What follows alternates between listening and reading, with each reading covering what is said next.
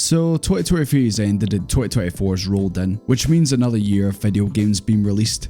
Will they be good this year? What sleeper hits will make their mark? Will there be another stinker like Gotham and King Kong? These are the questions I asked myself on New Year's Eve while I sat on the couch 12 drinks deep, watching Jules Holland's Hootenanny and thinking, man, where did it all go wrong? But as we look ahead to 2024, there are already a number of games on the horizon, from thrilling action adventures to immersive role-playing experiences. The lineup for 2024 is shaping up to be an exciting one. So in this video we're going to take a closer look at some of my most anticipated games of 2024. I've made the list varied as I didn't want all the games on here to be the same genre. Plus I do actually play other games that aren't RPGs such as Gex. Before we get to the list though, I just want to name a few games that would have been on my list, but they won't be because they're PlayStation 5 exclusive and I don't have a PS5 yet. So the PS5 games I would have put on my list are Final Fantasy VII Rebirth, Rise of the Ronin, Stellar Blade, and the most hyped Sony exclusive game of 2024, Foam Stars. Look, I like Splatoon alright.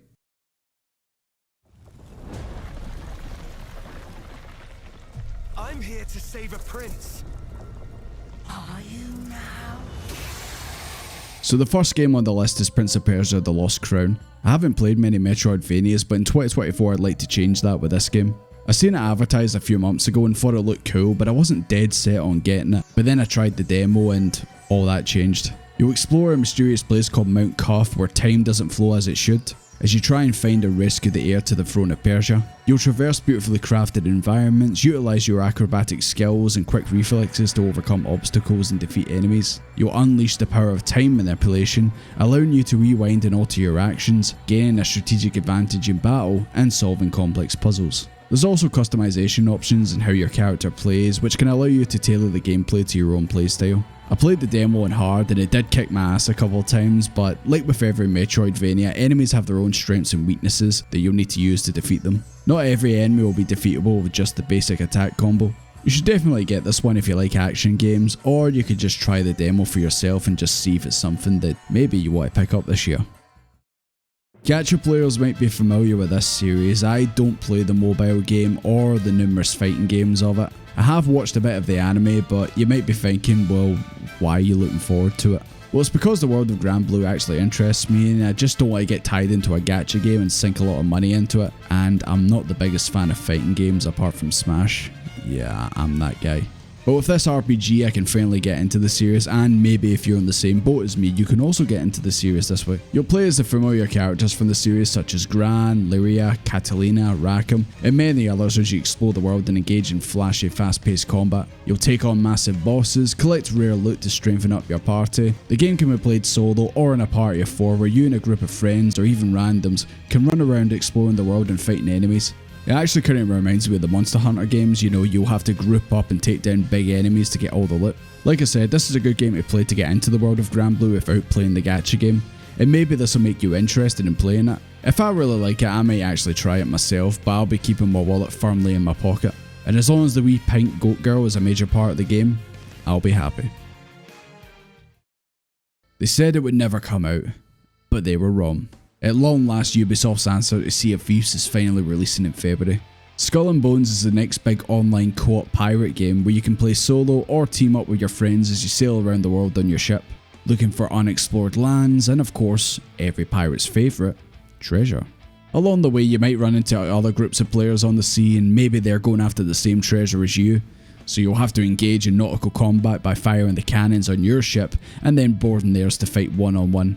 I know this game has a bit of a spotty reputation already with how the devs were treated during its development, which is a shame because I was really looking forward to it when it first came out, and obviously hearing about the stories that happened to them just has made me kind of think, should I even pick this one up? I never quite got into Sea of Thieves, so an alternative take on being a pirate interested me. I'll probably wait a few days after it releases to pick it up, as I'm sure there'll probably be bugs to iron out like with most Ubisoft games. But hopefully, bad reputations aside, the game delivers and at the very least shows that the developers' hard work wasn't in vain.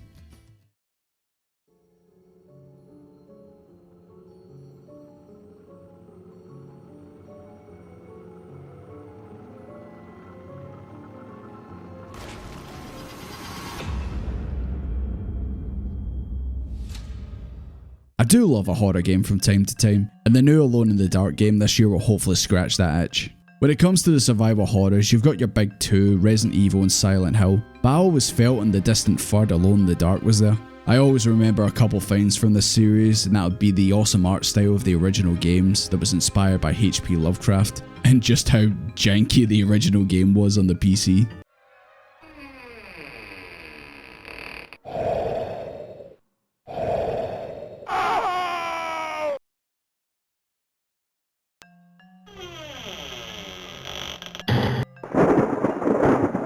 The series unfortunately went downhill with duds such as the 2008 release and Alone in the Dark Illumination. There is another horror game franchise that's supposedly getting a reboot this year, and that's the Clock Tower series. Now, I personally prefer that to Alone in the Dark. I love the PS1 and SNES games, and even though it's garbage, I do have a sort of soft spot for the second one on the PS1, even though, yeah, it's complete garbage. But because there's been not much video or screenshots of that game, and it doesn't even have a release date, I decided to pick Alone in the Dark for the list.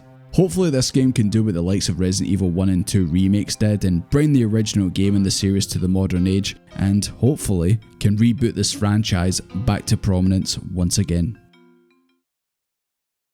Continuing with what I said about playing more Metroidvanias in 2024, the next game on my list is Tales of Kenzera ZAU. I hope I pronounced that right. First announced at the Game Awards by British actor Abubakar Salim, who gave a really nice heartfelt speech about his late father and how he inspired him to take risks and take on this new project. Surgent Studios is the team that's making it, and it's actually started by Abubakar himself. You'll go on a spiritual journey as you bargain with the god of death to bring your father back to life. Along your journey you'll wield powers of the sun and moon to overcome the obstacles in your path. You'll freeze time with the power of the moon and launch fire spears and other fire attacks with the power of the sun. Of course, this being the first game of a new studio, there's always a good chance that the final product might have some problems with it, but from what I've seen in the gameplay videos, it does look like it could be a quality game, and hopefully, considering it's being made to honour Abubakar's late father, it will be an actually really polished experience. I've got a good feeling about this one. This one could actually be one of the sleeper hits of the year, and once again, I'm happy to put another Metroidvania on my list. Atlus, the makers of Shin Megami Tensei and some other series called Persona I think, are back with a new game, Metaphor ReFantazio. Instead of living in modern day Japan, this game takes place in a classic medieval fantasy world. Of course, like with Persona 5 and SMT5, the combat is turn-based with your actions being mapped to the buttons on the controller. And it looks like certain sections that you'll be playing will be kinda similar to the palaces in Persona 5. It also looks like this game's going to borrow the usual mechanics from the Persona series, such as the social links and a calendar system, which means you can possibly choose what you want to do with your days in the game. I hope I can go work in a convenience store and raise my diligence. But the game also looks like it takes inspiration from other games such as Final Fantasy, and what I mean by that, it looks like this is going to be a big proper adventure at times. Like, you're going to be exploring the full world, you're going to be riding on big airships, but it also looks like it does what Final Fantasy does and blends medieval technology with more futuristic stuff. I mean, look, the protagonist rides around in a fake skateboard. Actually, this could just be magic, I'm not too sure, but you get what I mean. If this game can even be half as good as Atlus's previous games, then I'd believe this could truly be one of the best RPG games of the year. Not the best RPG game of the year because, let's be honest, we all know what's going to win that award. Still though, I'm really looking forward to this game, and hopefully this is the start of a brand new IP for Atlus.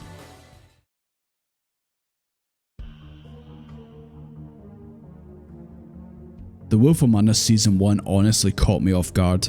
I knew Telltale was releasing yet another point-and-click adventure game, and by this point fatigue was starting to set in. But instead of a franchise that's well known like The Walking Dead, Batman or Borderlands, this game's actually based upon the Fables comic book series made by Bill Willingham. They tell the story of your favourite fairy tale characters that you might have seen in Disney movies such as Snow White, Beauty and the Beast, and basically says, hey, what if you put these characters in a modern city setting and see what happens to them? What follows is a gritty story where you play as Bigby, aka the Big Bad Wolf, as he has to deal with his fairy tale characters as they go through their hardships just to get by. Characters turn into crime, drugs and other malicious acts just to survive in their bad environment. I know it can be a bit cliche to take something that's usually soft and friendly and make it gritty or horror. I mean, just look at the 5 million mascot horror games that happened in the last few years. But The Wolf Among Us does this actually really well, and it doesn't actually feel cringe at all at any point. And of course the game's style sets it apart from the other games in the Telltale catalogue. It does a good job of making the game look like panels from a comic book. And I'll always remember the start screen for Wolf Among Us Season 1. The changing lighting by Bay as he walks through the city, the retro lighting and stuff like that. And of course his eyes changing to the bright yellow on the main menu screen. This game just absolutely oozes style, and from what I've seen in Season 2 it looks like that's going to continue. With Telltale going bankrupt, this game honestly shouldn't even be happening, but I'm so glad that it was announced, and I'm so glad it's actually coming out this year. I just can't wait to see what mysteries await us in Season 2. And that's all the games I'm looking forward to this year. No doubt there'll be other ones I'd probably add to the list, but there's a lot of games out there that don't even have a release date, so right now these are the ones that are at the top of my list. Do you agree with my list? Do you think it's garbage? Let me know in the comments below and tell me what games you're most looking forward to in 2024. I know most of you guys watching are looking forward to a certain expansion. Rhymes with Faunrail, I think. But apart from that, what other games are you guys looking forward to? And yeah, let me know in the comments below, and yeah, I will see you guys later.